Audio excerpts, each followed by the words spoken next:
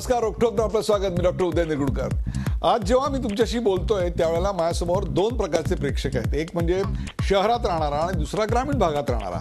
आता तसं पाहिलं तर शहर आणि ग्रामीण याच्यामध्ये तंत्रज्ञानामुळे फारसा फरक उरला नसेल असं आपल्याला वाटत असेल, कारण शहरी भागातल्या प्रेक्षकांच्या करमणुकीसाठी जसं टीव्ही, थिएटर, मॉल्स आहेत, मनोरंजनाची आणखी विविध साधनं आहेत, तर गावात टीव्ही जरी पोहोचला असला तरी बाकीच्या गोष्टी मात्र अजून गेलेल्या नाहीत. त्यांना आकर्षण जे आहे ना ते भिर्रचं. हे कळल्यानंतर गावातल्या प्रेक्षकांनी आपापल्या डोईवरची पागोटी आणि शेले आनंदाने उडवले. सुप्रीम कोर्टानं 7 मे 2014 या भिर्रवर बंदी घातली होती आणि केंद्र सरकारनं अधिसूचना काढून परवानगी दिली. या भिर्रला सुमारे 400 एक दोन नाही 400 वर्षाची परंपरा आहे. पूर्वीच्या काळी पाटील आणि देशमुख यांच्यातल्या वादावर बेतलेले खास मराठमोळे चित्रपट यायचे, म्हणजे 60-70चा 80 पर्यंतचा काळ. त्यात प्रामुख्यानं दोन गोष्टी नक्की असायच्या. एक म्हणजे लावणी आणि दुसरं म्हणजे बैलगाडा शर्यती. हो, त्यालाच तर पूर्वीपासून भिर्र असं म्हणतात. आज कदाचित गावागावात मोबाईल पोहोचले असतील, पण भिर्रचं आकर्षण तसंच कायम आहे.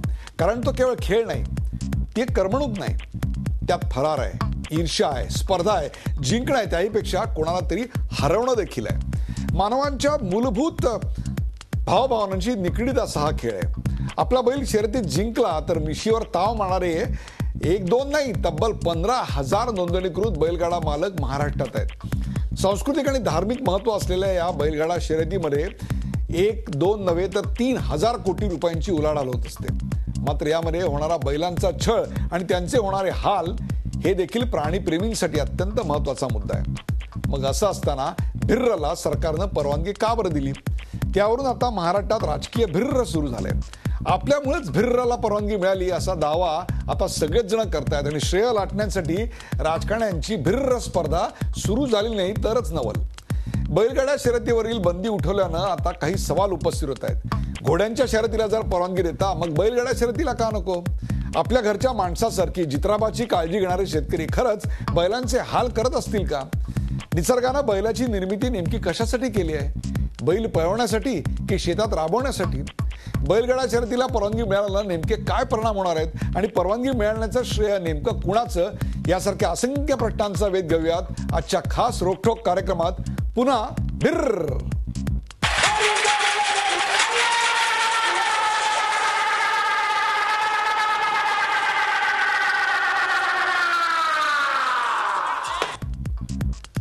पुन्हा भिर्र या कार्यक्रमात आपल्या सोबत आहेत डॉक्टर आशिष सुतार. डॉक्टर आशिष सुतार हे पेटा या म्हणजेच प्राण्यांच्या वर काम करणाऱ्या, प्राण्यांविषयी ममत्व असणाऱ्या ज्या संस्था आहेत त्या संस्थेचे प्रमुख आहेत. डॉक्टर आशिष सुतार आपल्याबरोबर आहेत. आशिष, आपलं या कार्यक्रमात स्वागत. आपल्याबरोबर आहेत राम टाकळकर. राम टाकळकर हे महाराष्ट्रातल्या बैलगाडा संघटनेचे अध्यक्ष आहेत.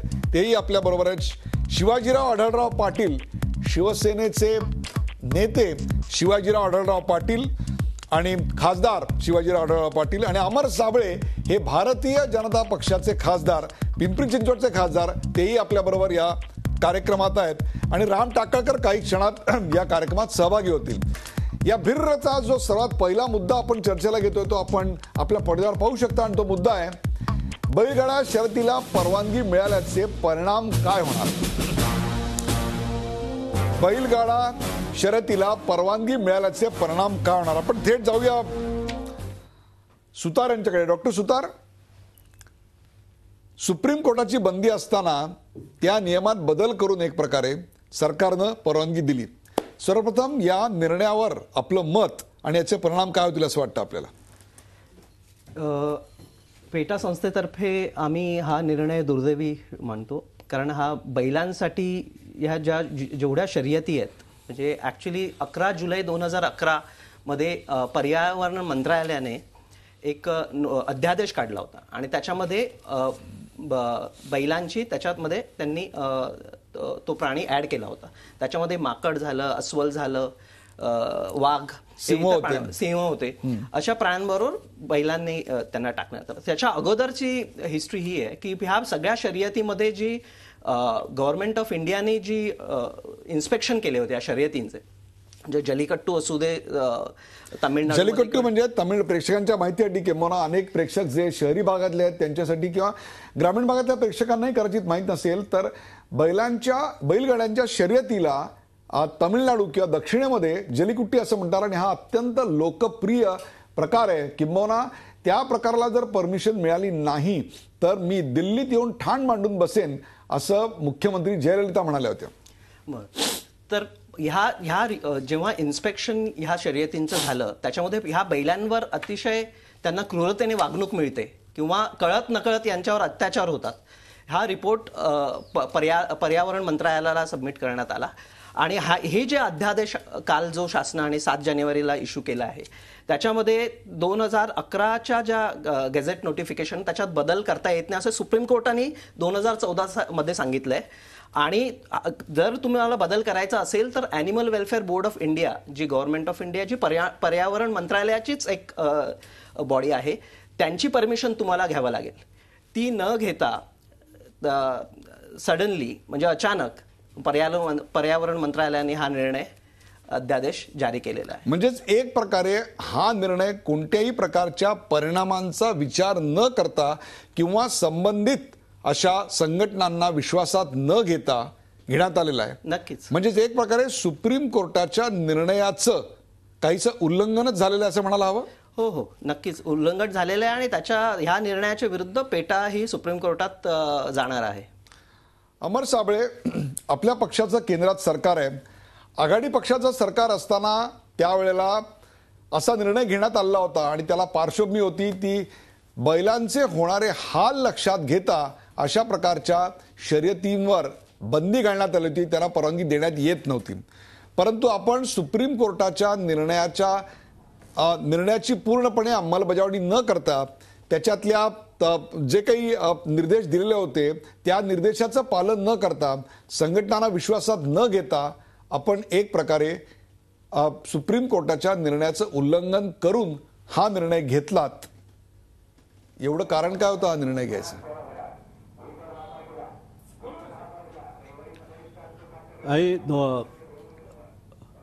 देशाचे पर्यावरण मंत्री प्रकाशजी जावडेकर हे अत्यंत अभ्यासू आहेत. त्यांनी सुप्रीम कोर्टाने दिलेल्या निर्णयाचा चांगला अभ्यास केलेला आहे. त्या संदर्भात आम्ही त्यांच्याशी भेटलो होतो, त्यांना निवेदन दिली होती आणि बैलगाडा शर्यत चालू झाली पाहिजे या संदर्भात आम्ही निवेदन दिलं होतं. तेव्हा सुप्रीम कोर्टाच्या सर्व तरतुदींचा विचार करून हा निर्णय झालेला आहे आणि एकदा या संघटनांनी त्या संदर्भातले आक्षेप नोंदवल्यानंतर वारंवार या संघटनांशी चर्चा करण्याची गरज नाही. याच अधिवेशनामध्ये हे विधेयक येणार होतं, परंतु काँग्रेसने फार गोंधळ घातल्यामुळे ती विधेयक चर्चेला येऊ शकलेली नाहीत आणि म्हणून जो झालेला निर्णय आहे तो सुप्रीम कोर्टाच्या कुठल्याही आदेशाचा उल्लंघन झालेलं नाही आणि आगामी काळामध्ये सुप्रीम कोर्टाच्या काही कलमांचा अडसर ठरत असेल तर विधेयकामध्ये त्याच्यामध्ये दुरुस्ती करून ते विधेयक मांडले जाईल.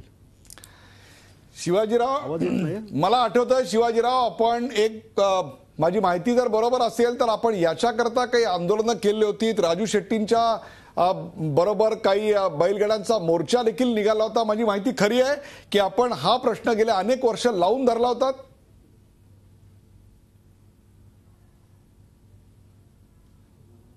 वर्ष म्हणजे वस्तुतः 2013 मध्ये ज्या वेळेला बैलगाडा शर्यतीवर बंदी होती त्यावेळेला मी स्वतः सुप्रीम कोर्टामध्ये जाऊन ह्या निर्णयाच्या विरुद्ध याचिका दाखल करून 2013 मध्ये एक केस जिंकलो आणि बैलगाडा शर्यती पूर्ववत चालू झाल्या होत्या. दुर्दैवानं 7 मे 2014 रोजी बैलगाडा शर्यतीवर बंदी आली आणि त्यानंतर तब्बल 20 महिने आम्ही सर्वजण, मी प्रत्यक्ष प्रकाश जावडेकर यांना किमान 10 ते 15 वेळा भेटलो असेल, माझ्यासह अनेक खासदार, अनेक पक्षाचे म्हणजे सगळ्याच पक्षाचे खासदार, सगळ्याच पक्षाचे आमदार, सगळ्यांनी त्यांच्या पुढं गाऱ्हाणं मांडलं. शेतकरी ग्रामीण भागामध्ये हा खेळ अतिशय शर्यती संस्कृतीचा आणि शेतकऱ्यांच्या जिव्हाळ्याचा आहे. शेतकऱ्याच्या जीवनामध्ये परमोच्च आनंद निर्माण करून देणारा ही बैलगाडा शर्यत आहे आणि त्याला परंपरा आहे 400-500 वर्षापूर्वीची. आपण जे म्हणताय त्याप्रमाणे कुठल्याही प्रकारे बैलाचा छळ पुणे जिल्ह्यामधल्या बैलगाडा शर्यतीमध्ये तर अजिबात होत नाही, हे मी पुराव्यानिशीच सादर करू शकतो. पेटा किंवा प्राणीमित्र संघटनेचं जे म्हणणं आहे, त्यांनी काही एखादं तुरळक उदाहरण ज्या ठिकाणी बैलांचा छळ होत असेल त्याचंच ते हायलाईट करून सुप्रीम कोर्टापुढे मांडून प्रत्येक वेळेला बैलगाडा शर्यती बंदी व्हाव्यात अशा प्रकारची त्यांची मागणी आहे आणि ती रास्त असू शकते त्यांच्या पद्धतीनं. पण मला एक विचारायचं आहे की ऊसाची वाहतूक करणारी बैलगाडी त्यालासुद्धा ॲक्टप्रमाणे ॲक्ट 1960 PCA ॲक्ट 1960 प्रमाणे काही मर्यादा आहे. ठराविक वजनाच्या पेक्षा जास्त वजन बैलगाडी ऊस वाहू शकत नाही. जवळजवळ 750 किलोची काहीतरी मर्यादा आहे.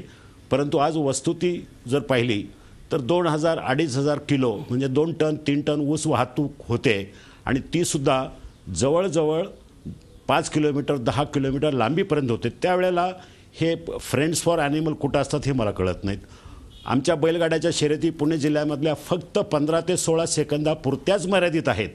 100 मीटरचीच धावपट्टी आणि त्याच्यामध्ये ही बैलगाडी शर्यत फक्त 15 सेकंद 16 सेकंदापुरती मर्यादित असते. त्याच्यामध्ये बैलाचा छळ होण्याचं कारण नाही. त्यांनी अशी काही उदाहरणं दिली आहेत की बैलगाडा शर्यतीला बैलांना इंजेक्शन दिलं जातं, बैलांना दारू पाजली जाते. हे अतिरंजित आहे. बैलाचा आम्ही अतिशय चांगल्या पद्धतीने सांभाळ करतो. उदयजी, आपल्याला ऐकून आश्चर्य वाटेल, माझ्या पुणे जिल्ह्यामध्ये ग्रामीण भागातला शेतकरी बैलांसाठी खास एअर कंडिशन गोठे बांधलेत. पोटच्या मुलांपेक्षाही जास्त बैलांवर प्रेम करणारे आम्ही शेतकरी वर्ग. शिवाजीराव, बैलांसाठी शिवाजीराव तुम्ही सांगताय तसे गोठे मी देखील पाहिलेले आहेत. परंतु गोठे जरी एअर कंडिशन असले तरी हे पुणे जिल्ह्यातलं चित्र आहे. आपल्याकडे भंडारा आहे, आपल्याकडे पुसेगाव आहे, कोरेगाव आहे, फलटण आहे, कोरठण खंडोबा आहे, नगर आहे. या सगळ्या ठिकाणी अशा शर्यती होतात. महाराष्ट्रामध्ये जवळपास 300-350 ठिकाणी आपल्याकडे अशा शर्यती होत असतात. 3,500 कोटीची उलाढाल होत असते. या सगळ्या ठिकाणी या नियमांचं पालन करून कुठल्याही बैलावर अन्याय होत नाही अशा स्वरूपाचं विधान आपण करू शकतो का? याच्यावर मॉनिटरिंग करणारी कुठलीही एजन्सी नाही. त्यामुळे कोण किती बैलाला ड्रग काय देतोय, डोपिंग करतोय, त्याला काही दारू पाजतोय, याच्यावर कुठलंही बंधन नाही. याच्यावर गावागावातल्या पाटलांची आणि देशमुखांची प्रतिष्ठा जशी ब्लॅक अँड व्हाईट सिनेमा होता तशीच आजही अवलंबून आहे. आपला बैल जिंकला पाहिजे याच्याकरता लाखो रुपये खर्च करतात आणि त्याच्यासमोर जिंकून आल्यानंतर समोर हुल्लडबाज नाचतात आणि त्याच्यातून गावची नेमकी कुठली संस्कृती निर्माण होते असं वाटतं आपल्याला? कसं आहे, आता ह्या नवीन जो अध्यादेश काढला त्या अध्यादेशामध्ये काही अटी शर्यती घालून दिलेल्या आहेत. त्यामध्ये ॲनिमल हॅजबेंड्रीच्या डॉक्टरकडनं बैलाची तपासणी केली पाहिजे, 2 किलोमीटरपेक्षा जास्त धावपट्टी असता कामा नये किंवा जिल्हाधिकाऱ्याची परवानगी घेतल्याशिवाय बैलगाडा शर्यती भरू नये. हल्ली काय झालं की कुठल्याही राजकीय पुढाऱ्याचा सरपंचापासून खासदारापर्यंतचा वाढदिवस असेल तर त्या निमित्तानं बैलगाडा शर्यती भरल्या जातात. परंतु आता ह्या नवीन अध्यादेशामध्ये उल्लेख केल्याप्रमाणे ह्या ज्या ठिकाणी यात्रा उत्सव आणि पारंपरिक उत्सव असेल त्या ठिकाणीच बैलगाडा शर्यती भरल्या जाव्यात अशा प्रकारचं स्पष्ट नमूद ह्या अध्यादेशामध्ये आहेत. आणि आपण मगाशी म्हणालात की ह्याचे परिणाम काय होतील. मी तुम्हाला सांगतो, प्रकाशजी जावडेकर गेले 20 महिने ह्या विषयावर अभ्यास करून त्यांनी अटर्नी जनरलचा सल्ला, सुप्रीम कोर्टाच्या काही अधिकाऱ्यांशी सल्ला घेऊनच हा निर्णय घेतलेला आहे आणि हा निर्णय घेण्यासाठी त्यांनी तब्बल 20 महिने घालवलेत. याचा अर्थ पूर्ण अभ्यास पूर्ण केलेला आहे. शिवाजीराव, प्रकाश बापूंनी अभ्यास केला नसेल असं माझं अजिबात म्हणणं नाही. परंतु जसे मानवाला मानवाधिकार आहेत तसे प्राण्यांना, ते मुके असले तरी देखील प्राण्यांना स्वतःचे अधिकार नाही आहेत का? बैलांची निर्मिती ही माणसांच्या अशा प्रकारच्या शर्यतींसाठी, ती चित्र आपण आता पडद्यावर पाहू शकताय, अशा प्रकारच्या गोष्टींसाठी आहे का असं तुम्ही सांगू शकाल का? मी आकडेवारी देऊ का आपल्याला की याच्यामध्ये किती लोक जखमी होतात, किती दर्शक जखमी होतात, किती लहान मुलं याच्या चेंगराचेंगरीत गुदमरून जातात? याचे सगळे आकडे आपल्यासमोर नाही आहेत का? मग असं असताना अशा प्रकारच्या जीवघेण्या गोष्टीचा आग्रह आपण का करावा? शिवाजीराव, आपण एक चांगले महाराष्ट्रातले नामवंत टेक्नोक्रॅट आहात, आपण पॉलिटिशियन आहात, ही नंतरची गोष्ट आहे. तुमच्यासारख्या टेक्नोक्रॅटनी 21व्या शतकाची स्वप्न लोकांना द्यायची का त्यांना 16व्या शतकातल्या बैलगाडीकडे घेऊन जायचं? शिवाजीराव, माझ्या दृष्टीनं माझ्या दृष्टीनं अतिशय महत्त्वाचं म्हणजे बैलगाडा शर्यत एका बाजूला ही संस्कृती आणि परंपराचा भाग असला तरी शेतकरी वर्षभर शेतामध्ये राबतो, काबाड कष्ट करतो. वर्षातला एक दिवस आपल्या बैलांचं कौतुक करणं आणि ते कौतुक करताना एकदा घाटातनं बैल सोडल्यानंतर 100 मीटर बैल पळत असताना त्याच्या जीवनामध्ये, शेतकऱ्याच्या जीवनामध्ये अनेक दुःख आहेत. एक आनंदाचा क्षण शेतकऱ्याला मिळावा हीच आमची मागणी आहे. त्यासाठी कायदे करा, त्यासाठी शेतकऱ्यांनी काळजी घ्यावी बैलांची. एखाद्या ठिकाणी जर काय अशा घटना झाल्या म्हणून तुम्ही संस्कृतीच बंद करा, हे चुकीचं आहे असं मला वाटतं. बोला. 2008 ते 2013 कारण हा जो निर्णय याच्यावर सुप्रीम कोर्ट गाईडलाईन्स इश्यू करत आलाय आतापर्यंत. आणि ह्या शर्यतीची मॉनिटरिंग जे गाईडलाईन्स आपण उल्लेख करतो की त्याच्यावर छळ नाही झाला पाहिजे, क्रूरता नाही झाली पाहिजे, पण हे एन्फोर्समेंट ह्या शर्यतीत होताना अजिबात दिसत नाहीये. कारण तुम्ही आता मी जे उदाहरण दिलं जल्लीकट्टूचं, याच्यात हे जे सुप्रीम कोर्टापुढे जे मांडलेलं आहेत ते व्हिडिओ एव्हिडन्स, पिक्चर एव्हिडन्स आणि जे रिपोर्ट हे पेटा किंवा एक संस्थेने नाही, ॲनिमल वेलफेअर बोर्ड जे गव्हर्नमेंट ऑफ इंडियाचे जे इन्स्पेक्टर्स आहेत त्यांनी हे रिपोर्ट सबमिट केलेले.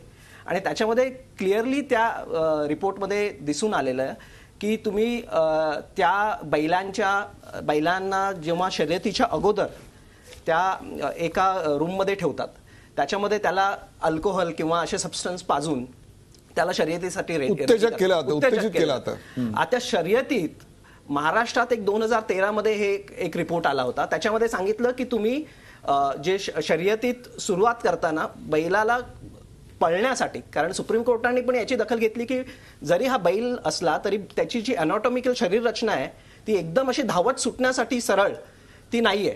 तर त्याच्यामुळे तो पळावा, जशी शर्यत सुरू झाली तशी त्याच्यासाठी त्याच्या शेपटीला मुरगळणं किंवा त्याला जे टोचा मारणं, जे काठीवर जे काठी असते त्याला समोर खिळा असतो, आणि त्याची जी टेल जे म्हणजे ॲज अ पशुवैद्यक डॉक्टर म्हणून मी एक सांगतो की जी बैलाची जी शेपटी आहे त्याच्यामध्ये 20 पेक्षा छोटे छोटे असे वर्टिब्रे असतात, आणि तुमचा जो स्पायनल कॉर्ड आहे आणि जी वर्टिब्रा आहे तो खाली जातो. ती एवढा सेन्सिटिव्ह आहे कारण त्याच्यावर मसल आणि टिश्यू नाहीये, खूप कमी आहे. तर त्याची शेपटी मुरगळल्यावर त्याला खूप पेन त्याला होतं आणि त्याच्यानंतर तो पळायला सुरुवात होते. आणि त्याच्यासाठी म्हणजे हे ज्या शर्यतीत असं ते मी वारंवार तेच सांगतोय की त्याला घाबरवून पळवणं हे तुम्ही सांगताय डॉक्टर, हे इतकं कन्व्हिन्सिंग आहे, ते माझ्यासारख्या शहरी माणसाला कन्व्हिन्सिंग वाटतं. परंतु शिवाजीराव आढळराव पाटील किंवा अमर साबळे यांच्यासारखे सुसंस्कृत खासदार आहेत, त्यांना का हे पटू शकलं नाही असं वाटतं? कुठेतरी पेटा ग्रामीण भागामध्ये या संदर्भात जागृती करायला कमी पडली, किंबहुना आमच्या फक्त करमणुकीच्या साधनांबद्दलच तुम्ही अशा प्रकारचा आरडाओरडा करता. परंतु 750 किलो वजन परवानगी असताना त्याच बैलांच्या पाठीवरून 2-2 टन, 2.5 टन, 2-2-2.5 किलो ऊस जेव्हा वाहून नेला जातो तेव्हा तुमची संस्था कुठे गेली होती? या प्रश्नाचं काय उत्तर द्याल? नक्कीच. आमचे पेटा संस्थेचीच एक संस्था आहे ॲनिमल राहत म्हणून आहे, जी सांगली, सोलापूर, सातारा ह्या विभागात काम करते. आणि बैलगाड्यांसाठी आम्ही तर हे साखर कारखान्यांना प्रपोज करतोय की तुम्ही ही जी क्रुएल्टी ही थांबवा, कारण एन्फोर्समेंट त्याच्यावर चेक तुम्ही ठेवा, आणि त्याच्याऐवजी तुम्ही हे एवढा सगळा तुम्हाला आणायचा आहे ऊस, एवढा म्हणजे भार, त्याचं नियमाचं पालन होत नाहीये, आणि त्याच्यामुळे तुम्ही हे मेकॅनायझेशन करा, तुम्ही ट्रॅक्टरनी आणा. आणि त्याच्यामध्ये आम्ही वारंवार त्याच्यामध्ये जी क्रुएल्टीसाठी म्हणजे त्याच्या जे बैलगाडीवर खिळे किंवा ते लावणं किंवा त्याचा क्रुएल्टीवर त्यांना त्या बैलांना सोडवणे, हे सगळे प्रकार. डॉक्टर सुतार, पण आजच्या घडीला तुम्ही या संदर्भात ग्रामीण महाराष्ट्रामध्ये जागृती आणायला कुठेतरी कमी पडलात असं नक्की वाटत नाही आपल्याला? जागृती वाढवायला नक्कीच वाव आहे, कारण हा जो विषय आहे प्राण्यांचा वापर, जिथे जिथे त्यांच्यावर अत्याचार होतात किंवा त्यांचा गैरवापर होतो तिथे तुम्हाला असं वाटतंय की आपण एक लोकानुनय करणे किंवा लोकांच्या इच्छेला बळी पडणे याचं उत्तम उदाहरण म्हणजे अशा प्रकारचा अध्यादेश निघणे, आणि त्याकरता 2 खासदारांनी प्रयत्न करत राहणे, असं नाही वाटत आपल्याला? नक्कीच. आणि हा महाराष्ट्रपुरता मर्यादित नाहीये. आज हे जल्लीकट्टू आणि कर्नाटक आणि हरियाणामध्ये पाहिले, गुजरातमध्ये पाहिले खूप मोठ्या प्रमाणावर. आपल्याकडे अलिबागच्या समुद्र किनाऱ्यावर मी अशा प्रकारच्या अनेक स्पर्धा. ब्रेकवर जाण्यापूर्वी अमर साबळे, एक छोटासा प्रश्न आपल्याला आहे की अशा प्रकारच्या स्पर्धांमध्ये अनेकदा बैल जखमी होतात, दर्शक जखमी होतात, काही वेळा ते मृतही झाल्याच्या घटना घडलेल्या आहेत. मला तुम्ही सांगा, आजपर्यंत एक जबाबदार खासदार म्हणून लोकप्रतिनिधी म्हणून, राजकीय नेते म्हणून आपण अशा किती जणांच्या मदतीला धावून गेलायत, किती लोकांच्या सांत्वनाला गेलायत, त्यांच्यासाठी किती रुपयांची आर्थिक मदत आजपर्यंत आपण केली आहे? अमर साबळे, या संदर्भामध्ये जे काही अपघात झालेले आहेत, आवाज ऐकत नाही, जे अपघात झालेले आहेत हे अपवादात्मक झालेले आहेत. अपघात हे अपघात असतात, ते नियमित नसतात.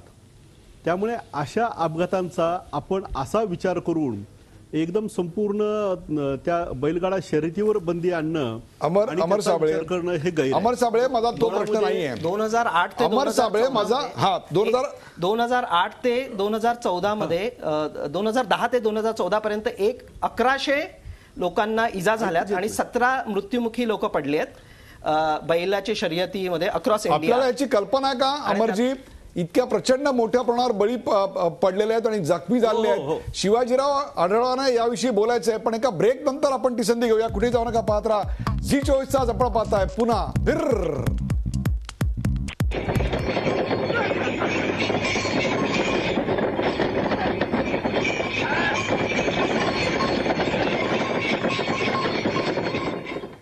पुन्हा भिर्र या विषयावर आपण चर्चा करतोय. आपल्यासोबत अमर साबळे खासदार, अमर साबळे खासदार, शिवाजीराव आढळराव पाटील, डॉक्टर आशिष सुतार आणि आताच काही क्षणात आपल्या सोबत आले आहेत राम टाकळकर. राम टाकळकर हे 15,000 अशा स्वरूपाच्या बैलगाडा संघटनेचे अध्यक्ष आहेत. आढळराव पाटलांना एक मुद्दा मांडायचा होता. आढळराव, बोला. आपण मगाशी उदयजी अमर साबळे यांना प्रश्न विचारला होता की ह्या शर्यतीच्या दरम्यान काही अपघात होतात, काही ना इजा होते, काही बैलांना जखम होते.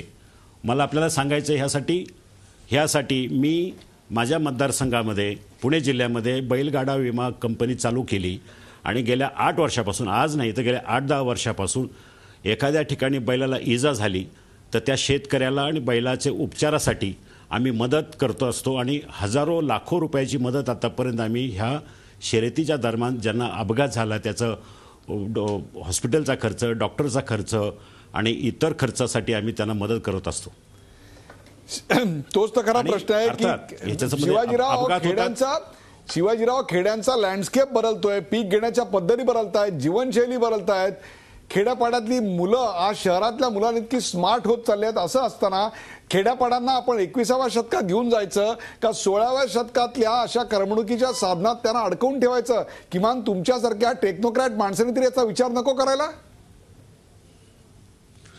उदयजी, हे सगळं मला मान्य आहे, परंतु जी परंपरा, अनेक वर्षाचा इतिहास आहे, गावची परंपरा आहे, ती खंडित करणं, त्या दोन्ही गोष्टी अस्तित्वात एकाच वेळेला येऊ शकतात. एकाच वेळेला स्मार्टफोन आणि दुसऱ्या बाजूला बैलगाड्या शर्यती दोन्ही समांतर याच्यामध्ये चालू शकतात. त्यामध्ये मला काही चुकीचं आहे असं वाटत नाही.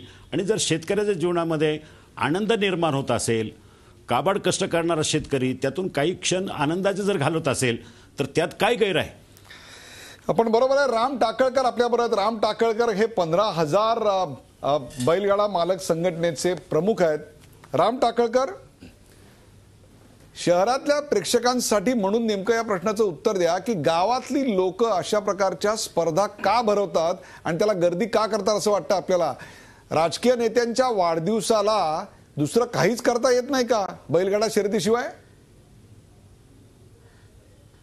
नाही, शहरामध्ये मनोरंजनासाठी विविध प्रकारची साधनं उपलब्ध आहेत, विविध प्रकारचे मल्टीप्लेक्स आहेत, परंतु शेतकऱ्यांनी त्याचा आनंद कोणत्या तरी खेळात पंढरीची वारी आणि दुसरी बैलगाड्याची बारी लावणी हा रक्तातला भिनलेला हा बैलगाड्याचा मर्दानी खेळ आहे. त्याच्यामुळे शेतकरी त्यातच आपला आनंद मानतोय. राम टाकळकर याच्यात बैल जखमी होत नाहीत का? याच्यात प्रेक्षक जखमी होत नाहीत का? याच्यात चेंगराचेरीच्या घटना होत नाहीत का? ब्रेकवर जाण्यापूर्वी आपण या कार्यक्रमात सहभागी होण्यापूर्वीचे जे आकडे आता राम सुतार यांनी सांगितले, 2010 ते 2004 मध्ये आपल्याकडे शेकडो लोक जखमी झाले आणि काही मृत्युमुखी पडल्याचे दाखले त्यांनी दिले. याला तुम्ही काय म्हणणार? ही कुठली करमणूक? हा कुठला स्वतःच्या मनोरंजनाचा प्रकार की ज्याच्यामध्ये प्रेक्षक मृत्युमुखी पडतात? जित्राब, ज्याच्यावर तुम्ही मुलासारखं प्रेम करता असं म्हणता, ते जित्राब ज्या ठिकाणी अपंग होतं, असा खेळ काय कामाचा? नाही, त्याचं प्रमाण हे अत्यंत नगण्य आहे. एखादा चुकून 100 यात्रेतून एखाद्या यात्रेमध्ये चुकीनं एखाद्या बैलाला अपघात होतो. त्याचं तुम्ही उदाहरण घ्या. उसाच्या बैलगाड्या असतील, अनेक ठिकाणी शेतकरी शेतीच्या कामासाठी बैल वापरतो. या ठिकाणी नजर चुकीने अपघात होतोच ना. रस्त्यावर एकाच वेळेला अनेक वाहने चालतात, अनेक कंपन्यांच्या गाड्या चालतात, त्यांचे वेळोवेळी ऍक्सिडेंट होतातच ना. म्हणून तुम्ही काय सरसकट वाहनांवर बंदी घातलेली नाहीये. मला सांगा याच्यावर एक मिनिट घटनेचा फोटो, वाहतूक कशी करावी. राम टाकळकर, तुम्ही अतिशय चुकीचं लॉजिक देताय. वाहतूक कशी करावी याचे आपल्याकडे नियम आहेत. या स्पर्धा कशा भरवाव्यात, या स्पर्धामध्ये तुम्ही काही प्रकारचं अल्कोहोल पाजताय का, याच्यावर नियंत्रण करणाऱ्या ज्या संघटना, ज्या गव्हर्नमेंट बॉडीज आहेत त्या सक्षमपणे काम करण्या एवढ्या मोठ्या प्रमाणात आहेत का. आज महाराष्ट्रातले अनेक जिल्हे मी सांगू शकतो ज्या ठिकाणी नगरपासून पार विदर्भापर्यंत मराठवाडा आहे, अनेक ठिकाणी पश्चिम महाराष्ट्रातला अनेक मोठा भाग आहे जिकडे अशा प्रकारच्या शर्यती, ईर्ष्या भरवल्या जातात. या सगळ्यावर लक्ष ठेवण्याची यंत्रणा आपल्याकडे नाही. याचा फायदा उठवला जात नसेल का. मगाशी आपण सांगितलं 2 किलोमीटर आणि 10 आणि 15 सेकंदाचा आपण विषय करता, परंतु तुम्ही मला सांगा त्या 10 आणि 15 सेकंदामध्ये जो थरार होतो तो थरारावर काही नियमावली आहे का आपल्याकडे. नियम अटी सर्व बैलगाडा मालक हा बैलाचा अतिशय प्रेमाने सांभाळ करतो. त्याला कोणत्याही प्रकारची इजा होतच नाही. पुणे जिल्ह्यात ज्या शर्यती चालतात त्यामध्ये बैलगाड्यावर कोणताही माणूस बसलेला नसतो. बैल ही त्याच्या इच्छेने पळलीत. जे पळतात त्यांना पळवलं जातं. जी बैल पळत नाहीत ती शेती कामासाठी वापरली जातात. सर्वच बैलांना त्यांच्या इच्छेविरुद्ध काही पळवलं जात नाही. मला सांगा राम टाकळकर, मी स्वतः डोळ्यांनी बघितलेलं आहे. बैलगाडाची शर्यत जिंकल्यानंतर त्याच्या समोर डीजे लावून जी हुल्लडबाजी होते त्याबद्दल काय म्हणाल. आणि अनेकदा राजकीय नेते आपल्या वाढदिवसाला मोठमोठ्या बक्षिसांच्या रकमा जाहीर करतात. त्या रकमा प्रामाणिकपणे सांगा, त्या रकमा खरोखरच त्या बैलगाडा मालकाला मिळतात का. हुल्लडबाजी वर नाचणाऱ्या मुलांवर जे पैसे उधळले जातात तेवढे पैसे तरी या स्पर्धा मिळाल्यानंतर आपल्याला मिळतात का. अशा प्रकारची संस्कृती ही कुठली संस्कृती म्हणायची गावगांना. नाही, बक्षिसाच्या रकमा ह्या पूर्णपणे जो बैलगाडा मालक शर्यत जिंकतो त्याला ही 100% रक्कम ही मिळतेच. ते रकमेचं प्रमाण हे कमीच असतंय. हे काही त्याच्यातून त्याचा खर्चही भागत नाही. परंतु हा एक गाव जत्रेचा एक आनंदाचा खेळ आहे. हा आपल्या महाराष्ट्राची ग्रामीण संस्कृती परंपरा आहे. ही अशीच चालू राहावी म्हणून या शर्यतीचं आयोजन देवांच्या यात्रेला केलं जातं. रामसाहेब, मी हेच तर समजून घेतोय की लोकांना नेमकं आकर्षण कशाचं आहे. लोकांना शर्यतीत जिंकणाऱ्या बैलाचं आकर्षण आहे की जिंकण्याच्या ईर्ष्येचं आकर्षण आहे की कोणाला हरवल्याचं एक समाधान आहे. नेमकं कशा करता लोक करतात असं वाटतं आपल्याला. स्वतःचा बैल पळाल्यानंतर जो बैलगाडा मालक सेकंद सांगण्याच्या आधी उड्या मारतो. तुम्ही एकदा आमचे व्हिडिओ पहा. तो गाडा किती सेकंदात गेला हे पाहत नाही. तो बैल पळत असताना माझा बैल पळतो या आनंदानेच तो उड्या मारत असतो. शर्यतीत नंबर आल्यानंतर साहजिक आहे कोणत्याही खेळामध्ये जिंकल्यानंतर आनंद हा व्यक्त होतो. तुम्ही क्रिकेटचं उदाहरण घ्या. क्रिकेटची स्पर्धा जिंकल्यानंतर अंगातील कपडे काढून हवेत फिरवल्यानंतर तो आनंद व्यक्त केला जातो. त्याचप्रमाणे आमचे बैलगाडा मला आमचा गाडा शर्यतीत पाहायला आल्यानंतर आम्ही आनंद व्यक्त करणारच. त्याचा प्रकार वेगळा असू शकतात. आम्ही डीजे लावून नाचतो, तो आमच्या बैलाचा आनंद आहे. मला हे मान्य नाहीये की बैल म्हणजे स्वतःहून पळायला त्याची इच्छा होत असेल. मला हे मान्य नाही. कारण काय आहे की तुम्ही हे जे शर्यती जे यूज होतात, ज्यांचा वापर होतो ज्या बैलांचा, आणि जसं यांनी सांगितलं तसं कामासाठी वेगळे बैल असतात, शर्यतीसाठी, त्याच्यात नक्कीच त्याला त्याच्या अगोदर शर्यतीची तयारी म्हणून त्याची ट्रेनिंग ती कशी पद्धतीने केली जाते. तुम्ही घोड्यांचं उदाहरण घ्या. घोडे जे लग्नामध्ये नाचवतात त्यांची ट्रेनिंग किती क्रूर पद्धतीने होते. तसेच हे जे बैलगाड्यांनी जे वापरतात जे बैल, त्यांच्यावर कित्येकदा याची नोंद झाली आणि ते रिपोर्टमध्ये पण सुप्रीम कोर्टापर्यंत हे रिपोर्ट्स गेलेले आहेत की त्याच्यामध्ये त्यांना ऑफ फिट ठेवलं जातं, त्यांना जे एम्प्टी स्टमक ठेवलं जातं शर्यतीच्या अगोदर, आणि त्याच्यानंतर त्यांना ज्या पद्धतीने त्यांना म्हणजे फिअर आणि पेन म्हणजे प्राण्यांमध्ये एक 5 प्रकारची फ्रीडम सांगितले जातात. त्यांचं वेलफेअर जर प्राण्यांचं बघितलं की त्यांना तुम्ही ज्या पद्धतीने त्यांचा रखरखाव ठेवायला पाहिजे, तर शर्यतीच्या दरम्यान कळत नकळत त्यांना ही जे घाबरल्यामुळे त्यांना जसे तुम्ही हाताने मारणं किंवा त्यांना ट्रेनिंग मध्ये जे अत्याचार झालेले. प्रश्न विचारायचा वाटतोय राम टाकळकरांना. राम टाकळकर, जनावरांच्या पळण्याच्या स्पर्धांना आनंद मिळतो हे मी मान्य करतो, पण मग अशी एखादी मला स्पर्धा दाखवा एखाद्या राजकीय पक्षाच्या नेत्याच्या वाढदिवसाला की जिथे माणसं पळून तुम्ही आनंद घेतलाय. असं कधी झालंय का हो? हे आता जे मधल्या चौकामध्ये जे तुम्हाला बैल पळताना दिसत आहेत असे प्रचंड मोठ्या प्रमाणावर माणसं पळतायत, अशा स्पर्धा घेता का हो तुम्ही कधी? त्याला कधी टाळ्या वाजवता का? आहे ना उदाहरण, मॅरेथॉन ज्या स्पर्धा होतात अनेक राजकीय नेत्यांच्या वाढदिवसानिमित्त मॅरेथॉन स्पर्धा पण घेतल्या जातात की त्यात माणसंच पळतात. मग त्या मॅरेथॉन स्पर्धा असतात ती मुलं मॅरेथॉनला पळवतोच की आपण. त्या मॅरेथॉन स्पर्धा हे आरोग्यदायी लक्षण मानायचं का अशा प्रकारे बैल पळतात हे आरोग्यदायी लक्षण मानायचं? राम टाकळकर, मी आरोग्यदायी लक्षण आहे पळणं ह्या माणसाच्या. ग्रामीण महाराष्ट्राची संस्कृती मी अतिशय चांगली जाणतो. मी ग्रामीण महाराष्ट्रातूनच आलेलो आहे. परंतु काळ बदलला तसं आपण आपल्या आकर्षणाच्या गोष्टी बदलायला नकोत का, हा सवाल आहे. याच वेळी चर्चेमध्ये मला दुसरा मुद्दा जो आता आणायचा. राम बोला बोला राम, आपला मुद्दा मांडायचा म्हणताय की मनोरंजनाची साधनं बदलली पाहिजे, पण म्हणून मनोरंजनाची साधनं बदलायची म्हणून ग्रामीण लोकांनी पाश्चात्य संस्कृतीचं अनुकरण करायला पाहिजे असं त्याचा अर्थ होत नाही. ह्या आपल्या संस्कृती टिकल्या पाहिजेत ह्या मताचे आम्ही आहोत. ग्रामीण महाराष्ट्रानं आपली संस्कृती सोडल्यानंतर ते पाश्चात्य कसे होतात हा उलगडा मला अजून काही झालेला नाहीये. तुम्हाला लावणी करू नका असं कोणी म्हणत नाहीये, आज मला सांगा खेळ करू नका असं कोणी म्हणत नाहीये. परंतु यात जे गैरप्रकार चालतात त्या गैरप्रकारांवर रोकथाम करायला जी यंत्रणा आहे ती यंत्रणा सक्षम नाहीये. त्यामुळे आपण नेमकं काय करणार? परंतु चर्चेत आता दुसरा मुद्दा, राम आपण चर्चा थोडी पुढे नेऊया. जो चर्चेत दुसरा मुद्दा आपण आता घेणार आहोत तो मुद्दा आपण आपल्या पडद्यावर पाहू शकता आणि तो मुद्दा आहे परवानगी मिळवण्याचं श्रेय नेमकं कुणाचं. आपण थेट जाऊया अमर साबळे यांच्याकडे. अमर साबळे, आम्ही आपल्या प्रदेशाध्यक्षांचं पत्रक काढलेलं पाहिलं आणि एकूणच याचं श्रेय आपण आणि आपल्या पक्षाने घेतलेलं दिसतंय. खरोखरच अशा प्रकारचा अध्यादेश निघायला आपला पक्ष, आपल्या पक्षाचे पर्यावरण मंत्री, भारतीय सरकारमधले पर्यावरण मंत्री प्रकाश जावडेकर आणि आपले आणि दानवे साहेबांचे प्रयत्न एवढेच कारणीभूत आहे असं वाटतं आपल्याला? ही श्रेयाची लढाई नाही असं वाटतं आपल्याला? या देशामध्ये भारतीय जनता पार्टीच्या नेतृत्वाखाली सरकार आहे. बंद आवाज आला. बोला. हा जो निर्णय झालेला आहे तो भारतीय जनता पार्टीच्या नेतृत्वाखालील असलेल्या सरकारने केलेला आहे. त्याच्यामध्ये विविध पक्षाचे खासदार सुद्धा सहभागी झालेले आहेत.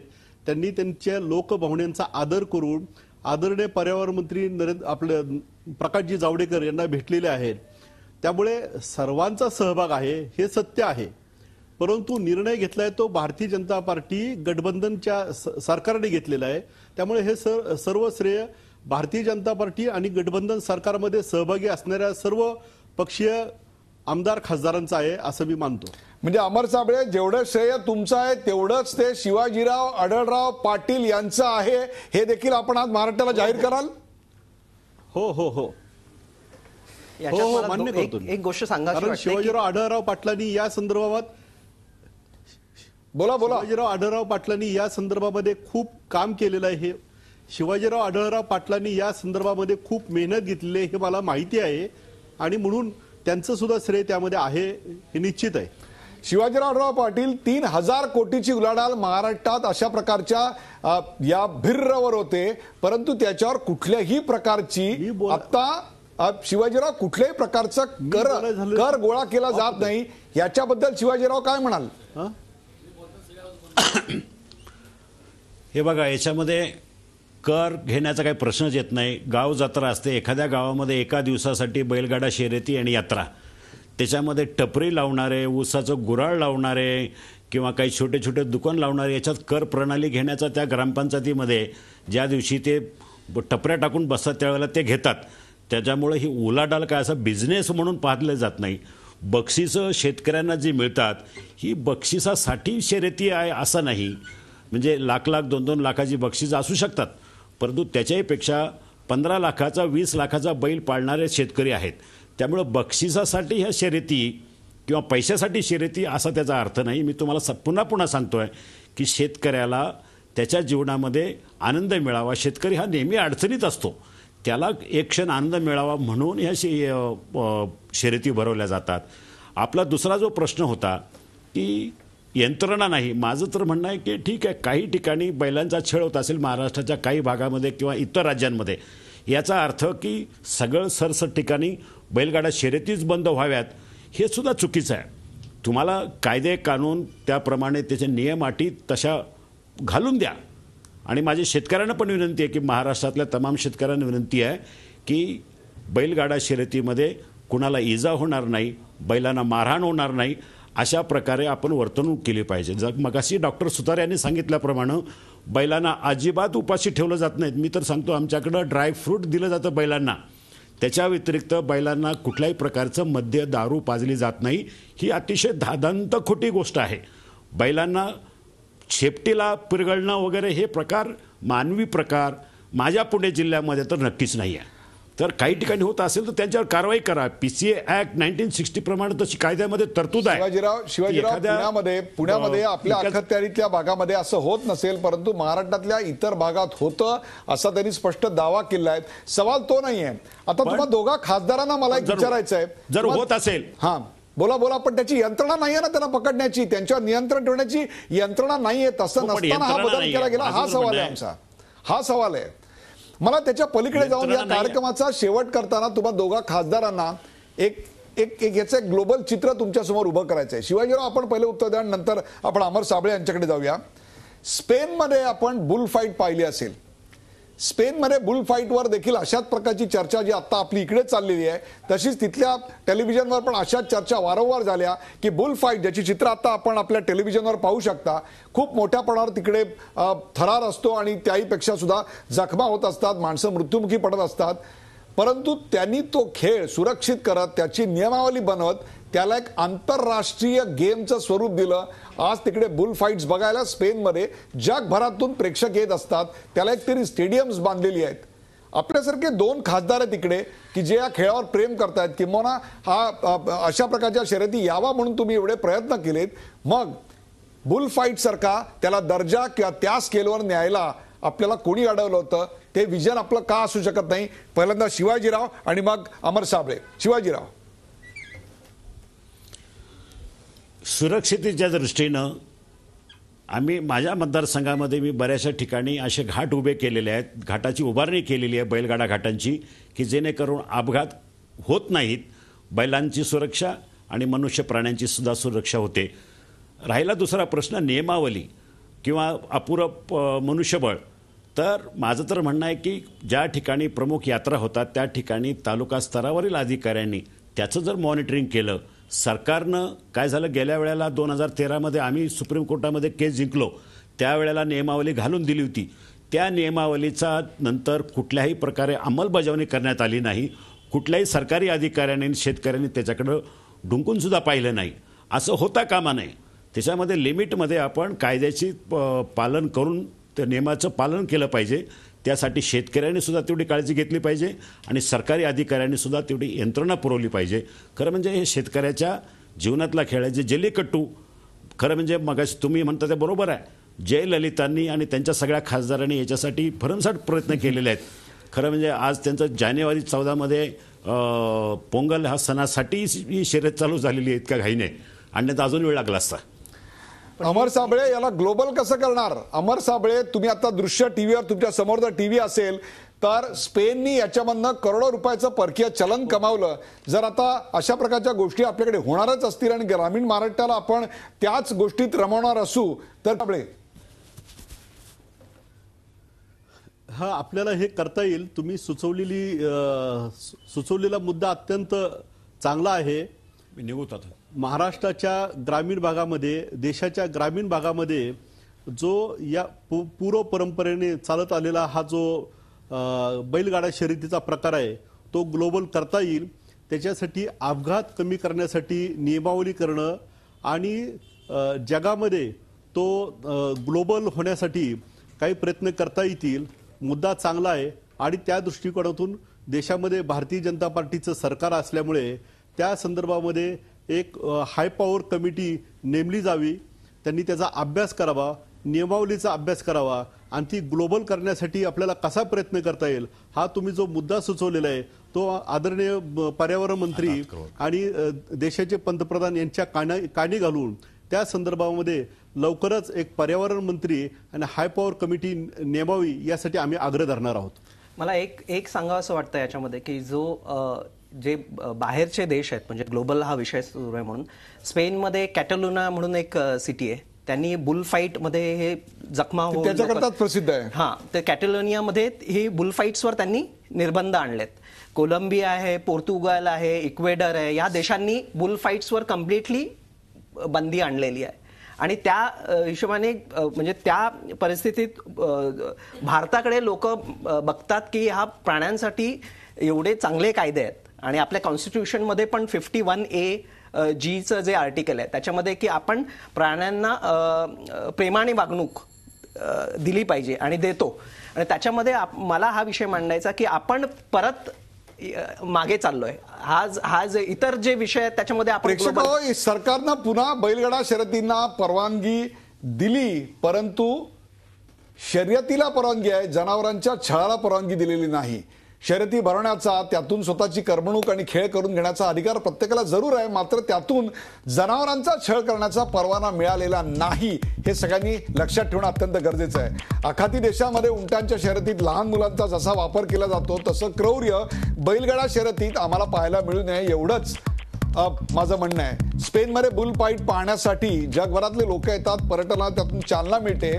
तसं बैलगाडा शर्यतीच्या बाबतीत होऊ शकत नाही का किंवा ते पर्यावरणाचं आकर्षण बनू शकत नाही का हे देखील आता बघणं महत्वाचं आहे. परंतु या सगळ्यामध्ये बैलांची नीट काळजी घेतली गेली आहे की नाही, नियमांची अंमलबजावणी होते की नाही याची यंत्रणा अत्यंत कठोरपणे राबवणं तितकंच गरजेचं आहे. या चर्चेत सहभागी झाल्याबद्दल सर्व मान्यवरांचे आभार. ताज्या बातम्यांसाठी पाहत राहा झी 24 तास. राहा एक पाऊल पुढे.